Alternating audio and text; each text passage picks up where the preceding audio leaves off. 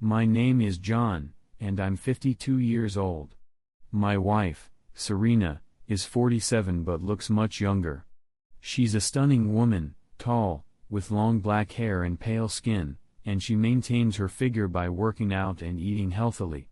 We've been married for 24 years, and our 25th anniversary is just a month away. We have 2 sons, Michael and Ben, both married and starting families of their own. Thankfully, they've stayed nearby, so we see them often. I work for a pharmaceutical manufacturer in New Jersey that produces both ethical drugs and generics. We're one of the largest manufacturers on the East Coast, and the FDA keeps a close eye on us. Recently, an FDA inspector found some discrepancies in our paperwork, which has led to more frequent audits. As the VP of Compliance, I've been working long hours and traveling to our warehouse twice a month to ensure everything's in order. It's exhausting work, but I've been training 3 additional compliance technicians to help lighten the load. The stress was beginning to affect my personal life, but we were on the brink of recertification, so I kept pushing through. I had a secret plan to retire as soon as my team was fully trained and the recertification process was either complete or well underway. I wanted to surprise Serena with the news by our anniversary. One day, I managed to carve out some time for myself and headed downtown in search of a jeweler. I had something special in mind for our silver anniversary, a gift that would show how much she meant to me. After some searching, I found a quaint jewelry shop tucked away in an alley. A friend had recommended it after he had a special locket made for his wife. I walked in and met the owner, a Pakistani man who had immigrated here over 15 years ago. His English was impeccable, and he was friendly and welcoming. I explained that I had a 1.5-carat diamond ring that I no longer wore and wanted to have the stone reset into a necklace for Serena. She had always admired that diamond. He examined the stone, making appreciative noises, then pulled out several settings in white gold and sterling silver for me to choose from. I selected a stunning design with 3 smaller diamonds surrounding the larger center stone. It was breathtaking. We settled on a price, and I handed him the ring. He took a picture of it for security and promised it would be ready in about 2 weeks. Perfect. As I stepped back out onto the main street, I caught sight of Serena coming out of a hotel lobby. Panic surged through me. I ducked back into the alley, hoping she wouldn't see me. I watched as she hailed a cab, confused since I had no idea why she was downtown or what she was doing at the hotel. Then, to my shock, Bill emerged from the hotel and walked up to her. They exchanged a few words, and I saw her laugh before she climbed into the cab and left.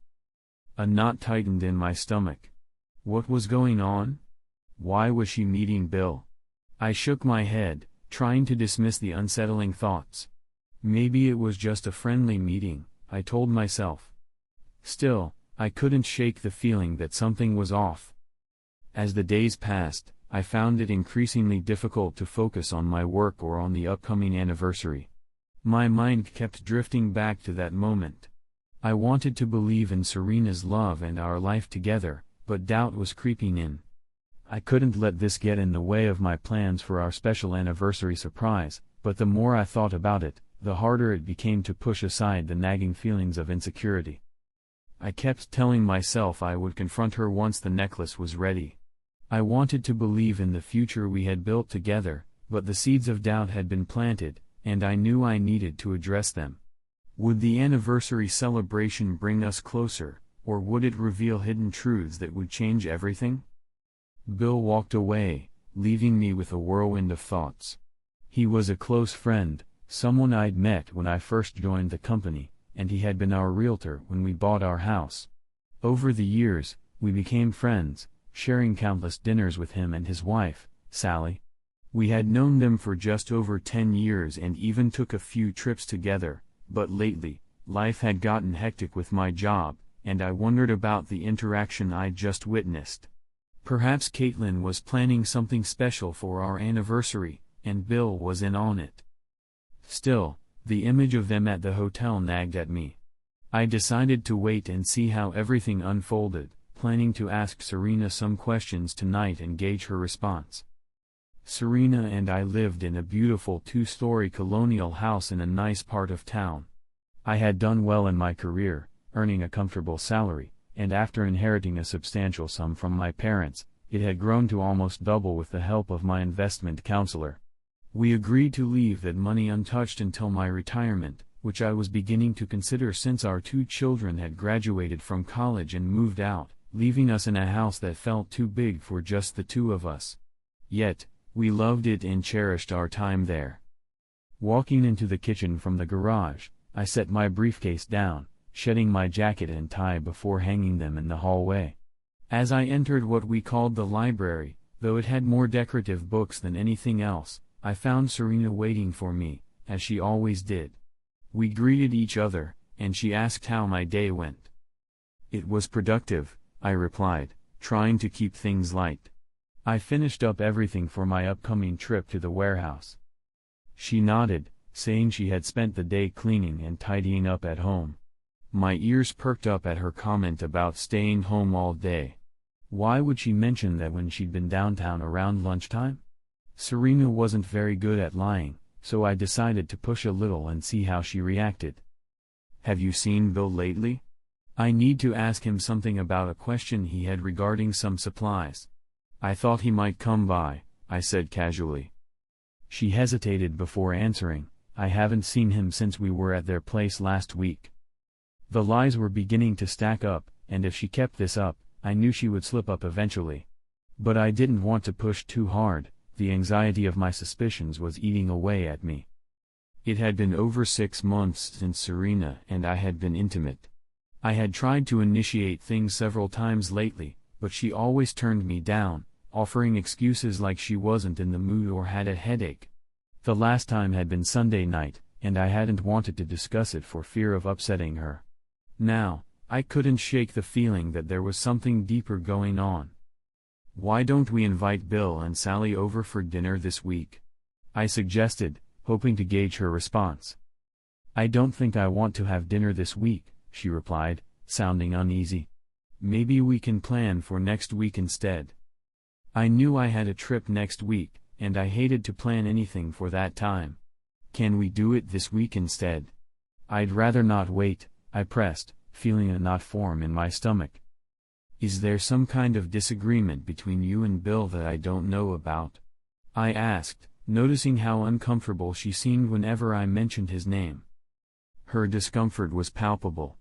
She stood up abruptly, mumbling something about needing to go to the bathroom before leaving the room. As the door closed behind her, I felt a mix of confusion and dread. I had to find out what was really going on. I weighed her reactions and the answer she gave to my questions, and I knew without a doubt that she was hiding something that likely involved Bill. I decided not to push her any further. When she returned to the room, I asked if she had thought about our anniversary next month. I suggested we host a party at the house, inviting our friends Bill and Sally, Justin and Fist, along with the kids and their spouses. We could have it catered, so it wouldn't be a hassle for us. She shrugged and admitted she hadn't given it any thought yet, so she didn't know if that was what she wanted to do. I mentioned that I thought it could be fun, especially since we hadn't been enjoying ourselves lately. "What do you mean?" she asked, her brows furrowing in confusion. I explained that between my work and trips every other week, we hadn't had much time to unwind. I then broached the topic of our love life. "I haven't been too tired for that," I said, trying to keep my tone light, "but it seems like you haven't been in the mood for the past 6 months. What's going on?" She snapped back that she hadn't been feeling well, and I knew that, but I also felt like it was me who wasn't in the mood. Her anger simmered beneath the surface, not because of my bluntness, but because I was right, and she wasn't about to tell me why. "Look, I'm sorry," I said, trying to diffuse the tension. "I'll back off. I guess you have your reasons, even if I don't know what they are. I'll handle all the plans for our anniversary dinner next month. Just relax and let me take care of it." I apologized again for the comment about our intimacy and told her I'd wait for her to open up when she was ready. With that, I got up and left the room, heading to my study. I turned on the TV, but there was nothing good to watch. I needed time to figure out my next steps. I decided my trip next week would be crucial. She and Bill would likely be too cautious to act while I was home, especially now that she knew I was suspicious. But I had a feeling she couldn't be completely certain I didn't know anything. The next day, Thursday, I went into work and made a call to a friend in the electronics industry. We had collaborated on a few projects, and I felt comfortable confiding in him. I explained my situation and what I needed. He guided me on what to buy, and I called the supply store he recommended to place my order. By that afternoon, everything had been delivered to my office. Thankfully, having well-connected friends had its perks. My plan was straightforward. I had 10 tiny voice-activated bugs, designed to be discreet and easy to plant. I also had 2 receivers. One was a single-channel battery-operated device with a range of up to a mile, and the other had a shorter range of just under 300 feet. The short-range one would go inside the house to monitor the bugs, one in each room, except for one. That one would slip into her purse, and the receiver would be stashed in her car. This way, I could pick up conversations wherever she went, as long as she had her purse with her. The receiver in the trunk would record up to 5 hours of audio from as far away as a mile. That evening, while she was out shopping, I planted the bugs throughout the house and set up the recorder in the basement workshop. I turned on the radio in the spare bedroom to mask any sounds, then went downstairs to listen. Everything was working perfectly. I knew I'd have to wait until she went to bed to plant the one in her car and her purse, but luck was on my side. She fell asleep early on the couch. I took the chance, carefully gluing the bug into her purse right there and then. Next, I went to her car, set up the recorder in the trunk, and did another test. All systems were go. Now, I was ready. Friday dragged on, feeling like it would never end. I was desperate to know what was happening inside the house, but I knew I had to wait until after dinner to find out. A part of me was torn about what I might hear. On one hand, I hoped there would be nothing on the tape. I wanted my life to stay the same, dull and boring, but safe, with a wife who remained faithful to me and our marriage. On the other hand, I couldn't shake the feeling that things were not as they seemed, and that maybe, just maybe, she was cheating on me. This thought gnawed at me. Why would she cheat? Why had she suddenly pulled back from our love life? What was the issue? I found myself wondering why she hadn't come to me to talk about our problems. After 25 years of marriage, I believed we had a solid relationship. The first 24 years had been filled with love and happiness. What had changed? Maybe nothing had changed, and I had simply been oblivious to her actions. I ruminated over this all afternoon, but I couldn't find any answers. When dinner rolled around, the conversation between us felt strained and non-existent. We skipped our usual "how was your day?" chat.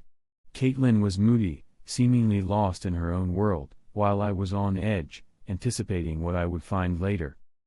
The evening dragged on with only the bare minimum of exchanges. Finally, she announced she was going to bed early and headed upstairs. I waited about an hour, my heart racing, before quietly following her up to check on her. The soft rise and fall of her breathing told me she was asleep. I turned and went back downstairs to the workshop. There, I glanced at the recorder and saw that it had captured something. My heart raced as I rewound it and pressed play. The first sound I heard was the clear ring of a phone, confirming the recorder was working perfectly. I heard Serena's voice answer, and from there, I could only hear her side of the conversation, but it was enough for me to fill in the gaps. "Hello? Why are you calling me now? What do you want?" "No, you know I can't meet today or tomorrow. I won't do anything until he goes out of town." "Yes, same time and place. Goodbye." After that, the recording faded into silence, except for a later call from one of our kids that Serena answered. No more calls came that afternoon, and she didn't leave the house, so I didn't need to check the car recorder or anything else. I spent the weekend keeping my distance from her, a heavy anger simmering deep within me. I needed space. I couldn't bear to confront her just yet. I was certain she would meet Bill again, and despite the pain that brought me, I needed to gather more evidence. I had enough to know what was happening, but I needed more to convince a lawyer. I decided to wait until after our anniversary party to confront her. I had a plan to make this anniversary special, perhaps the last one we'd share.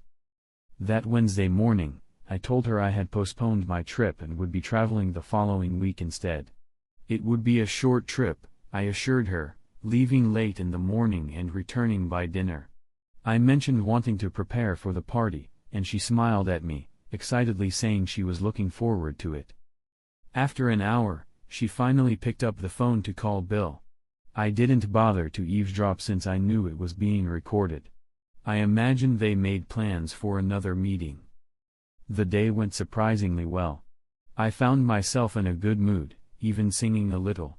It was strange to feel this way, especially knowing it might be the end of my marriage. Why did I feel good about that?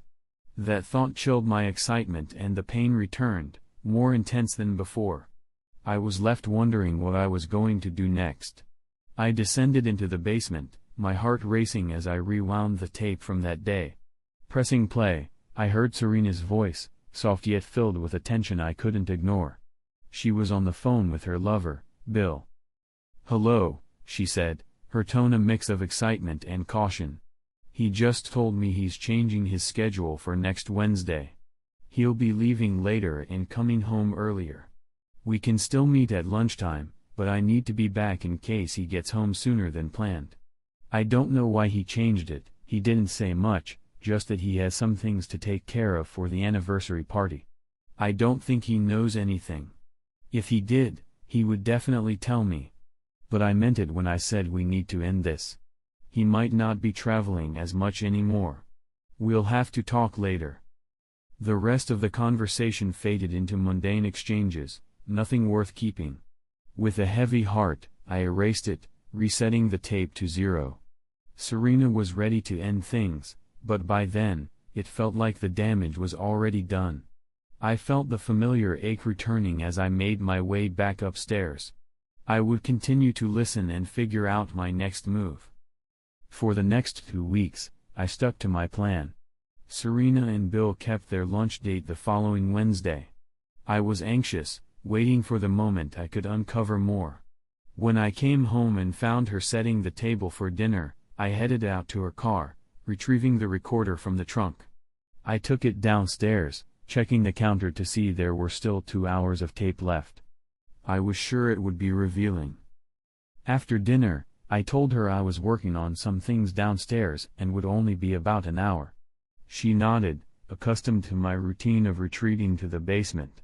While she settled down for her usual evening knitting, I listened to the tape, and what I heard sent a chill through me. For an hour, I was drawn into their world, Bill and Serena lost in each other, their voices mixing in a way that made my stomach churn. At first, I was captivated, but soon it became painfully clear that what I was listening to was dull and unimaginative. Their intimacy felt so shallow compared to what we used to share. At times, I could hear Serena's hesitance. It was as if she were just going through the motions with Bill. The sounds of their bodies moving together made my heart grow heavier, each creak of the bed echoing my own heartbreak.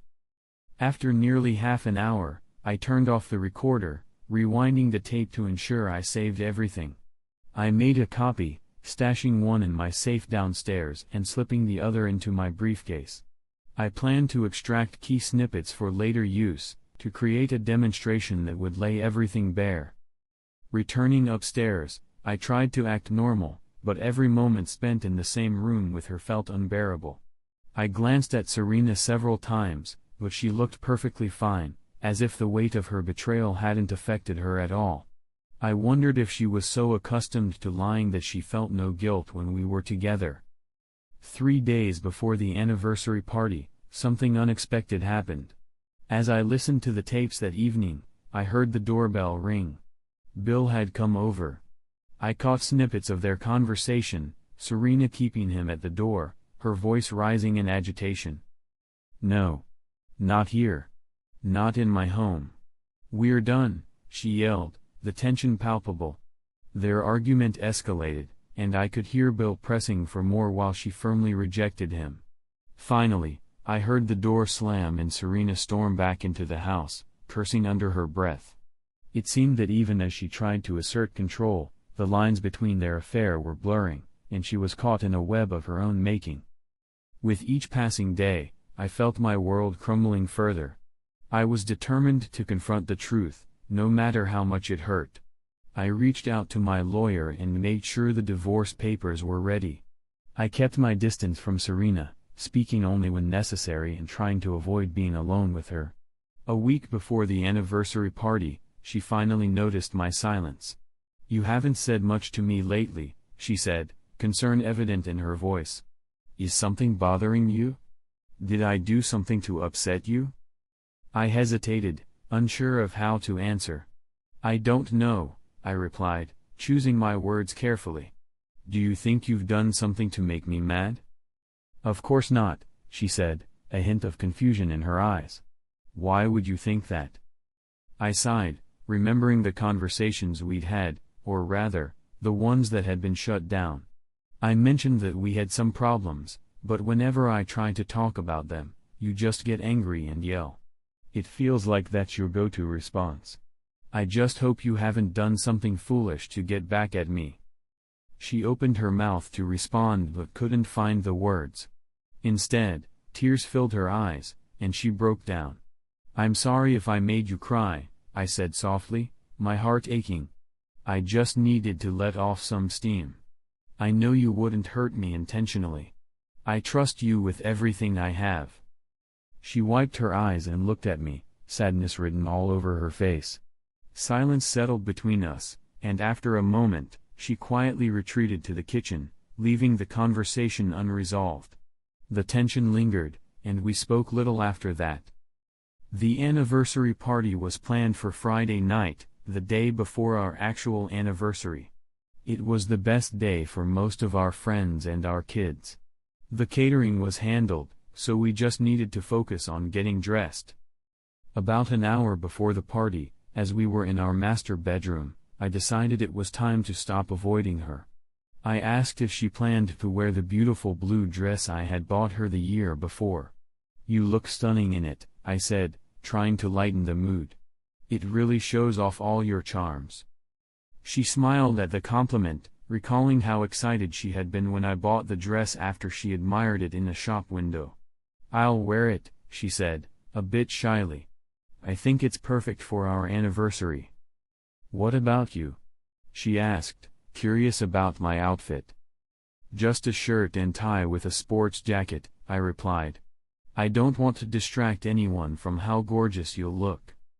For the first time in a while, she blushed and smiled, and I felt a flicker of hope. I wanted her to enjoy the anniversary, to create memories that would last long after this night. By 6:45, we were both dressed and ready. As I looked at her in that blue dress, my breath caught in my throat. Tears welled up in my eyes as I took in her beauty.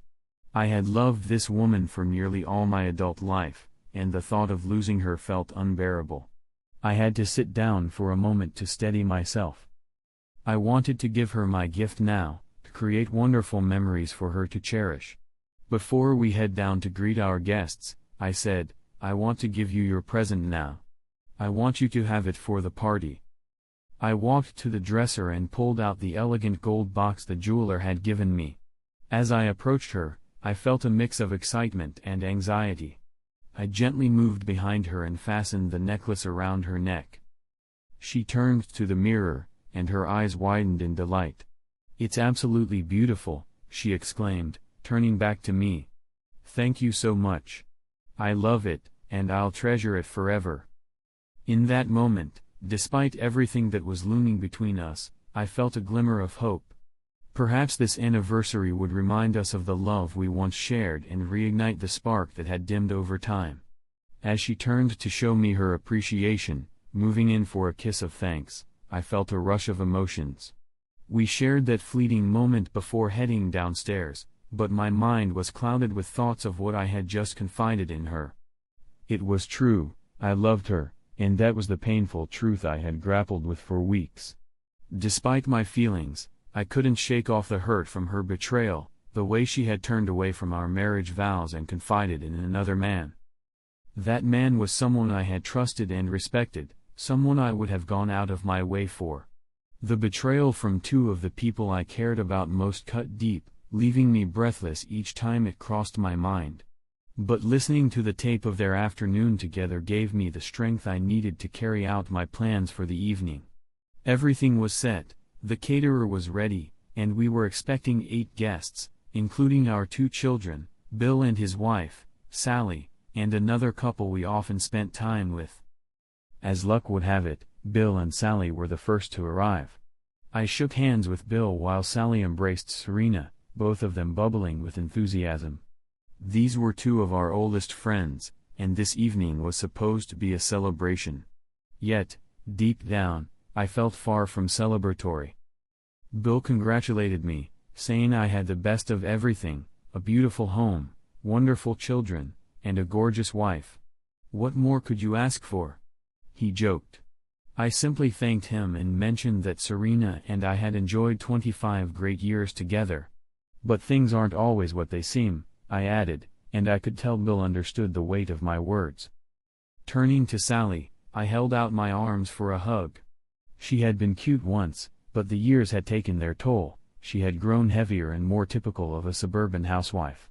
Congratulations. Here's to many more happy years, she said warmly. I replied, I wish I could count on more years together, but that may not be in the cards. I spoke softly, just loud enough for her to hear. She looked surprised, but I gestured for her to keep it between us. Taking Bill by the hand, Sally led him toward the bar for drinks. As they walked away, I turned to Serena, who was looking at me with curiosity. What did you say to her? She asked, concern etching her features. Just enjoy the party, I replied. We'll have time to talk later. I want to soak in this moment, our 25th anniversary, and the wonderful years we shared. Just then, the doorbell rang, announcing the next guests. Our son, Michael, and his wife, Julie, entered, followed by Justin and Phyllis, and our other son, Ben, with his wife, Carrie. We were soon swept up in a wave of congratulations, the atmosphere buzzing with joy.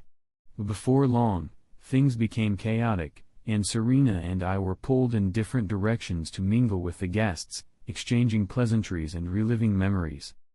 The evening flew by, and dinner was a grand affair, beautifully catered and expertly served. Everything was perfect, except for the tension hanging over 3 of us. Throughout the night, I kept an eye on Bill and Serena. They seemed to orbit each other, unable to find a moment alone to talk. Then, I saw her finally grab his elbow, drawing him into a quiet corner. I watched as she spoke earnestly to him, her expression serious. My heart raced as I tried to read the situation from across the room. What were they discussing? The evening continued around me, laughter echoing in the air, but I felt a growing sense of unease. The celebration was meant to honor our love, yet here I was, caught in a web of deception and heartbreak. I took a deep breath, reminding myself that I had a plan, and soon, everything would come to light. He wore a huge smile that quickly faded as he caught my gaze. I could see him listening to something, glancing up just in time to find me watching him. I held his stare for a moment before looking away. After that, I lost track of the conversation as my son, Michael, nudged me to discuss our plans. I kept my responses vague, saying we hadn't made any solid arrangements yet. I focused on chatting with Justin, Fist, and my sons, along with their wives, trying to keep the atmosphere light until dinner was announced. Once it was time, I hung back until Bill and Serena had both settled in. The seating had already been arranged, with my daughters-in-law on either side of me and our sons surrounding Serena. The dinner itself was lovely, filled with laughter and conversation. When dinner wrapped up, I stood to propose a toast to friends and family. I had carefully planned my words for this moment. I tapped my knife against my wine glass to get everyone's attention. As all eyes turned toward me, I took a deep breath. I just want to thank you all for being here tonight to celebrate this special occasion, I began, raising my glass for everyone to see. Here's to each of you for making this gathering memorable. And now, I'd like to raise a special toast to my beautiful wife, Serena. As everyone turned to face her, their backs were to me.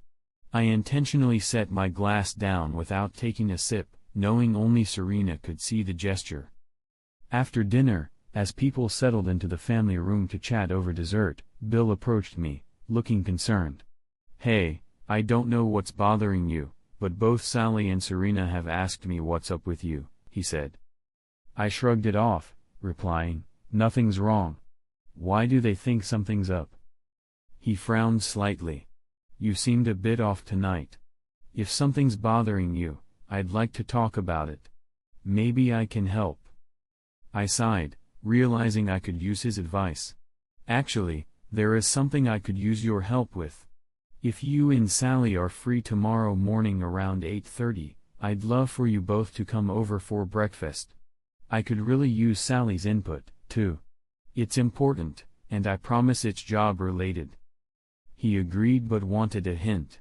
"Just give me a little something to work with, and I can keep a secret." I shook my head. "No hints tonight. It's a surprise, and I'd rather tell everyone at once, even Serena. Let's keep this under wraps for now." He finally relented, realizing I wasn't going to say anything more. I clapped him on the back and walked over to talk with Ben. I noticed Bill talking to Sally, then to Serena.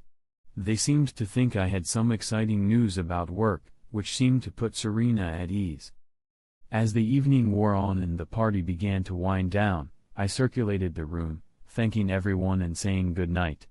I felt a sense of relief that the night was coming to an end. It had been painful from the start, a reminder of a life that felt increasingly distant. Bill and Sally were the first to leave, followed by Justin and Fist, and then Michael and Julie. My youngest son, Ben, and his wife, Carrie, were the last to go. They chatted with Serena for a moment before heading out. Just before they left, Sally approached me. "If you want to talk before tomorrow, please call me," she said, her voice soft. "If there's a problem, I'm here to help."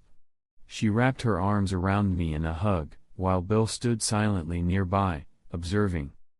I thanked her and assured her I'd reach out if I needed to talk. "I'll see you both tomorrow," I said, as she nodded and left. Her simple statement of concern struck me harder than anything else that night, adding to the weight I was already carrying. Bill and Serena were caught in a web of lies, and the fallout from affairs always seemed to hit the innocent hardest.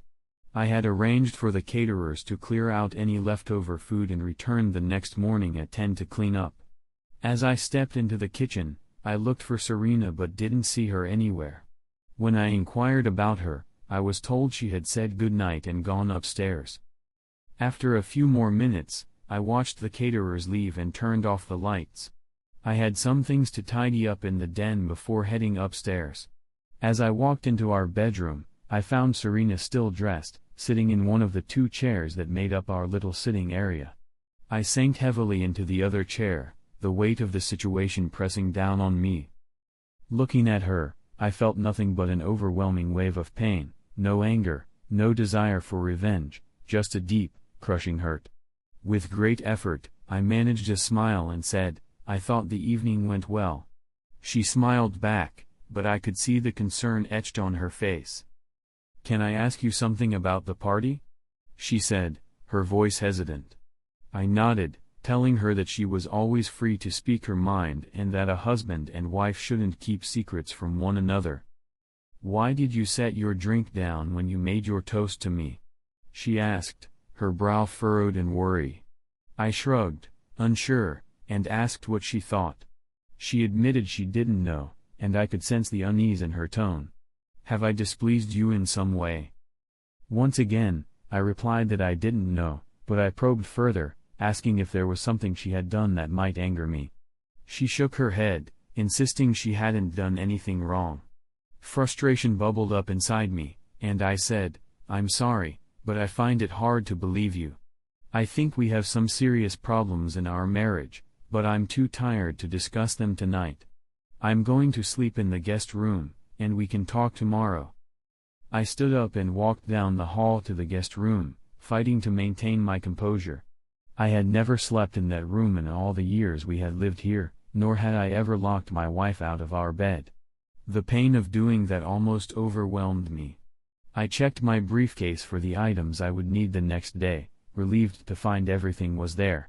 I undressed, turned off the lights, and lay on the bed, fully aware that sleep would be elusive that night. About an hour later, I heard a soft knock on the door, followed by Serena's voice asking if she could come in. I stayed silent, letting the tension hang in the air. Eventually, her knocking stopped, and I heard her retreat back to our bedroom. Tears finally slipped down my cheeks, and I drifted off into a restless sleep filled with troubling dreams.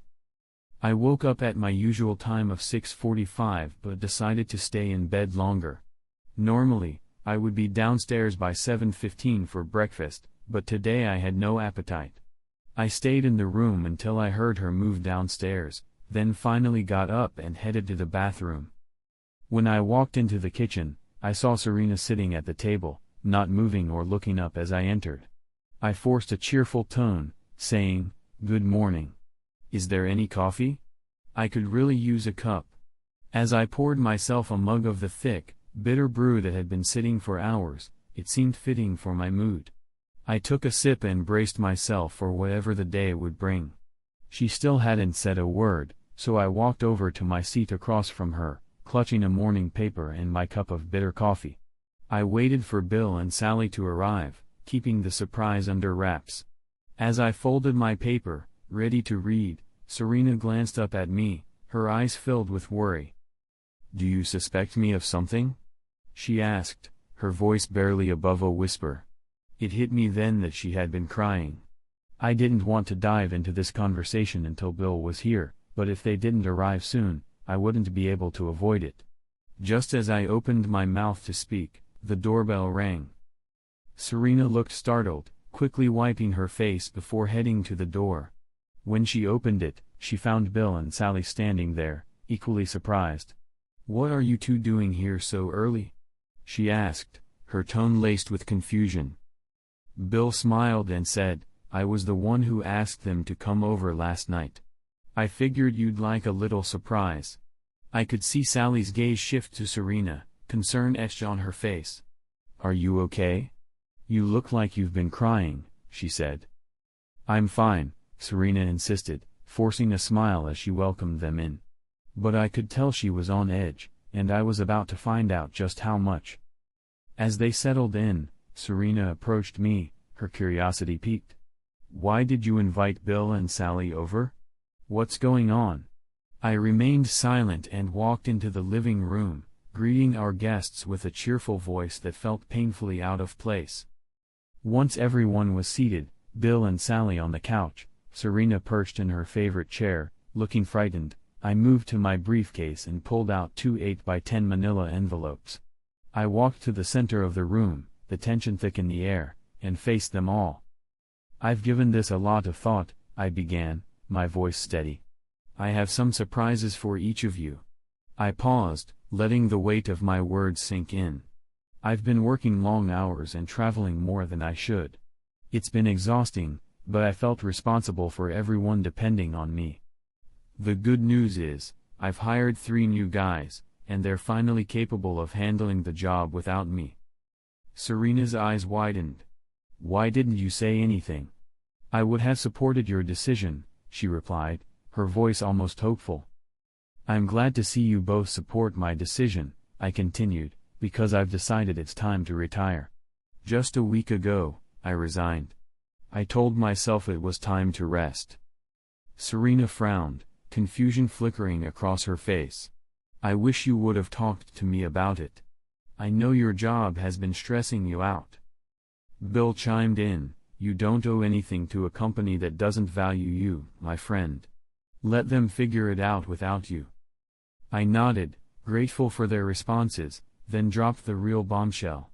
I am planning a trip for us to celebrate our 25th anniversary. I've booked a flight to Miami, and from there, we'll go on a cruise. Serena's brow furrowed. What do you mean, we? I took a moment to gather my thoughts. This was it, there was no turning back now. I thought it would complicate things if you were trying to meet Bill at the hotel on Wednesday afternoons, I said, watching the realization dawn on her face. All three of them stared at me, and I knew the moment of truth had arrived. I walked over to the table and pressed play on the recorder I had set up earlier. I had compiled snippets of their conversations, evidence that couldn't be ignored. As the small speakers crackled to life, we heard the sound of Serena's voice, mingling with Bill's, and in that moment, the reality of her betrayal hung heavy in the air. The truth was out now, and there was no escaping the fallout. I hit the stop button on the tape, my heart racing as I took in the expressions of the three people in front of me. Serena looked as if I had just slapped her, her face was pale, and her eyes were wide with disbelief. She fell back into a chair, hands covering her face, and I barely caught the soft, desperate whisper of "Oh please, God, no." Bill sat next to her, shock etched across his features, but it was Sally's reaction that really struck me, pure, unbridled fury. Serena's sobs filled the room, and she locked eyes with me, tears streaming down her cheeks. "How long have you known?" she asked, her voice trembling. "You have to let me explain." Sally sprang up from the couch, her anger radiating like heat from a fire. "This is unbelievable," she shouted. Bill rose, but before he could say a word, Sally delivered a slap that rang through the room like a gunshot. The sound echoed in the silence, and Bill staggered back, confusion and hurt clouding his eyes. Sally wasn't done. She turned on Serena, venom lacing her words. "You've destroyed 2 marriages. And Bill? He's a terrible lover anyway." The tension in the room was palpable, and I realized I needed to intervene before things escalated further. "Bill," I said, my voice steady but firm, "get out of my house right now. I don't ever want to see you again. You were supposed to be my friend, but you stabbed me in the back." I glanced at Sally, her anger still simmering. "And you need to know something," I continued, pulling out a thick manila envelope. "I have something for you. This is a complete record of phone calls between you and Bill, graphic details that should help you if you plan to divorce him." Sally took the envelope, her expression a mix of rage and determination, before storming out of the house. Bill followed, looking bewildered and lost. I couldn't help but feel a small sense of satisfaction. I hoped Sally would make his life a waking nightmare. As the door closed behind them, I turned to Serena, who was still standing there, tears streaming down her face. The weight of the moment hung heavy in the air. "Congratulations," I said bitterly. "You successfully ruined 2 of our oldest friendships. I hope it was worth it." She sobbed harder, desperately trying to defend herself. "You have to let me explain. I've been so busy, and Bill was just trying to be a good friend. We got carried away, but it won't happen again. You have to forgive me and let me make it up to you." I listened patiently, knowing exactly what to expect. "After I found out about your affair," I replied slowly, "I spent days in agony, grappling with the betrayal. I wondered what else you were capable of, whether this had happened before, and if I could really live without you. I thought about the boys, what would they think?" She cried even harder, pleading with me, "We don't have to tell the boys. I swear I've never done this with anyone else. Bill and I only met a few times in the last couple of months.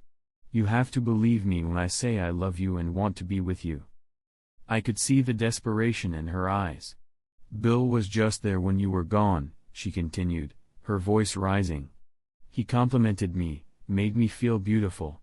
I was so lonely, and he was there for me." Taking a deep breath, I tried to gather my thoughts. "I understand that you felt lonely," I said, my voice steady. "But that doesn't excuse what you did. You had a choice, and you chose to betray me. This isn't just about us anymore, it's about the trust that's been shattered. The silence that followed was deafening. I could see the realization dawning on her. This was no longer just a simple argument, this was a turning point. The life we had built together, the dreams we had for our future, now hung in the balance. "I need time to think," I finally said, feeling the weight of the words as they left my mouth. "I don't know if we can recover from this. You've hurt me in ways I didn't think were possible." Serena's face crumpled at my words, and for the first time, I saw the depth of her remorse. "Please, don't give up on us," she said, her voice breaking. "I'll do whatever it takes to make this right." But as I looked at her, I wondered if it was too late. Could love really conquer betrayal? Or had we crossed a line that could never be uncrossed? The pain was still fresh, the wound still raw, and I knew the road ahead would be long and arduous. We were at a crossroads, and every decision from here on out would shape the future we once envisioned together. I couldn't wrap my head around what she did, but the real struggle was understanding why she thought it was acceptable. If only Serena had come to me and insisted we address the problems in our marriage. I could have accepted it if she had approached me about going to counseling. But she didn't. She didn't fight for us, even when I asked her directly. Instead, she turned to another man, giving him everything she had once promised only to me. That betrayal was something I couldn't, and wouldn't, ever forgive. With that thought heavy in my heart, I handed her one of the 2 envelopes I had prepared. "These are the divorce papers," I said, my voice steady despite the storm inside me. "I had them drawn up last week after I quit my job. You'll be taken care of, but I want this divorce to be simple and quick. If you don't contest it, I'll leave you the house and a substantial sum of money.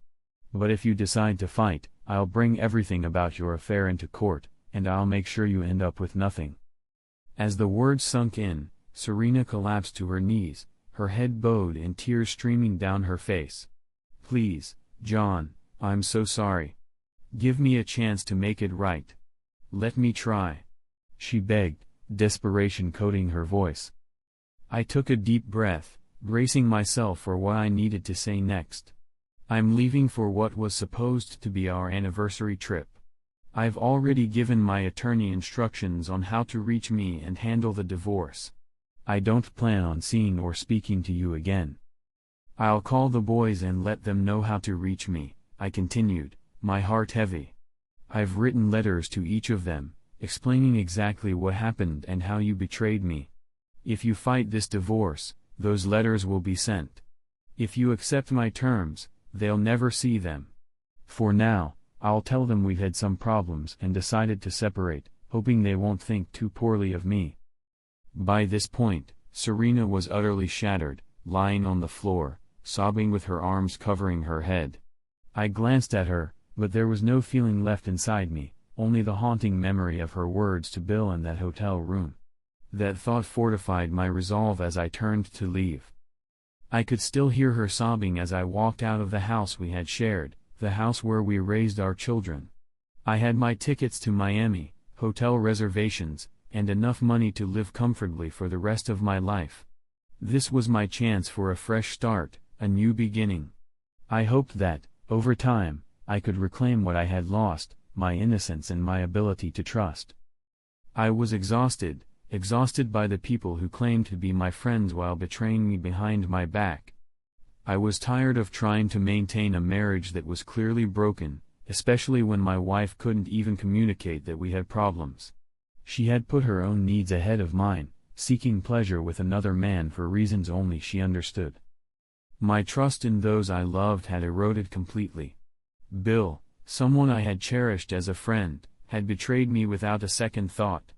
I had always believed my love for Serena was unconditional, but I learned the hard way that you can't love unconditionally when the other person changes the rules.